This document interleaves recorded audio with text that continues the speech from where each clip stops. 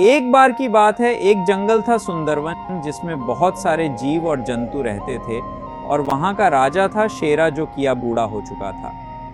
सुनो सभी, अब मैं बूढ़ा हो रहा हूँ, लेकिन मैं जब तक जिंदा हूँ तुम लोगों को कुछ नहीं होने दूंगा।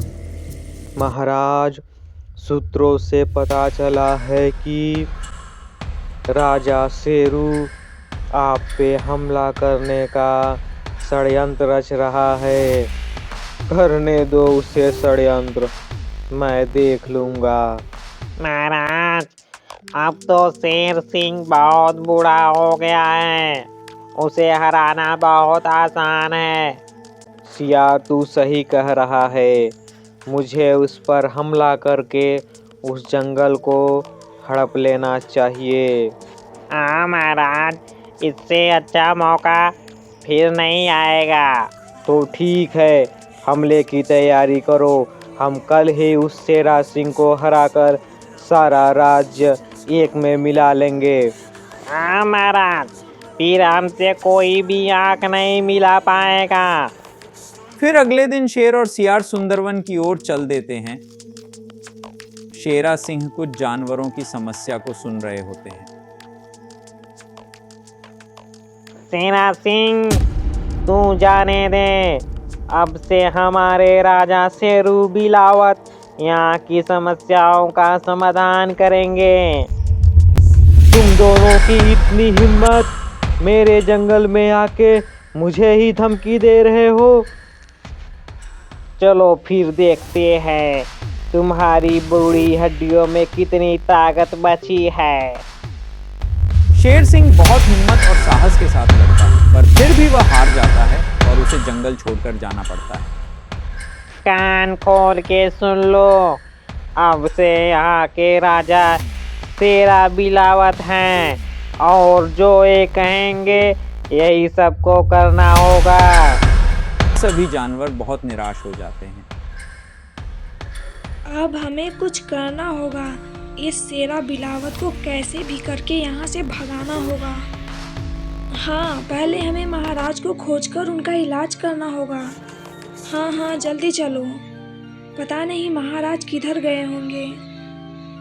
इधर सियार और शेर जंगल में अपनी तानाशाही कर रहे होते हैं।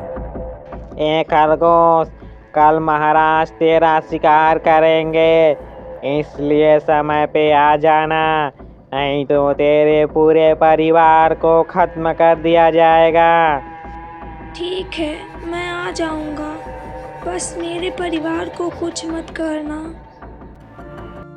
इधर बकरी और भेड़ महाराज को खोजते खोजते हुए एक पुराने और एक विशाल गुफा के पास पहुंच जाते हैं। हो सकता है कि महाराज यहाँ इसी गुफा में हो। चलो अंदर चल के देखते हैं, पर हमें सावधान भी रहना होगा, अंदर कोई शिकारी भी हो सकता है। वे डरते डरते गुफा के अंदर जाते हैं, पर वहां पर उनको एक कोई बहुत बड़ा जानवर दिखाई देता है। वे बहुत डर जाते हैं। अरे ये क्या है, इससे पहले तो मैंने ऐसा जानवर कभी नहीं देखा। चल यहाँ से भाग जाते हैं, इससे पहले कि ये जग जाए। हाँ, चल जल्दी से। रुको, मैं तुम्हें कोई नुकसान नहीं पहुंचाऊंगा। मैं अभी घायल हूं। मेरा नाम ड्रैगन राजा है। मेरे साथियों ने धोखे से मारकर मेरा राज्य लेना चाहते थे, तो मैं कैसे भी करके अपनी जान बचाकर इस गुफा में जाकर छुप गया। दिखाओ हमें कहाँ चोट लगी है। तुम डॉक्टर हो? हाँ, मैंने AIMS से MBBS किया है और मैं सभी जानवरों का इलाज करती हूँ। अच्छा, तो मेरा भी इलाज कर दो। लेकिन हम लोगों को जाना होगा, हम लोग अपने महाराज को ढूंढ रहे हैं, उनको भी चोट लगी है। आप महाराज को खोजना जारी रखो, मैं ड्रैगन को दवा देकर आती हूँ। लो, इसे पी लो और मैं तुम्हारे लिए दूसरी जड़ी लेकर आती हूँ। महाराज यहाँ।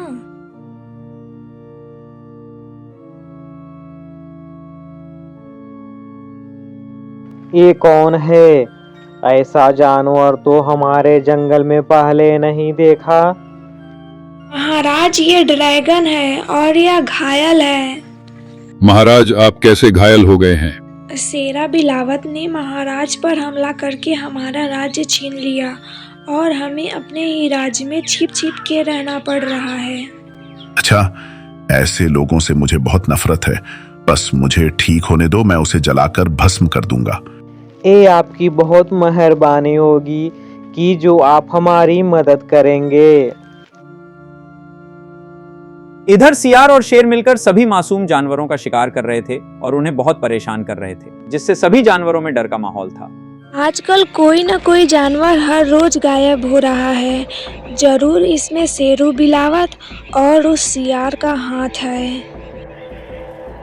हाँ, जब तक बकरी और भेड़ कुछ उपाय नहीं करती तब तक हमें सावधान रहना होगा।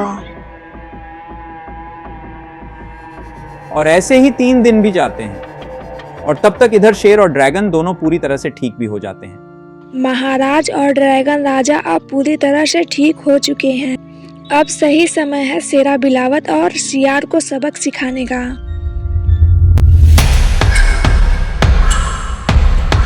ए शेरू बिलावत, देख ये कौन आया है। अच्छा, तो तू अभी जिंदा है, इस बार नहीं बचेगा। देखते हैं कौन क्या करता है। ड्रैगन भाई, जरा इधर आओ तो। राजा शेरू बिलावत, तूने महाराज के साथ अच्छा नहीं किया। अब ले अपने किए का अंजाम भोग। अपने मुंह से आग निकलकर उनको जला देता है और वे जलते जलते ही भाग जाते हैं।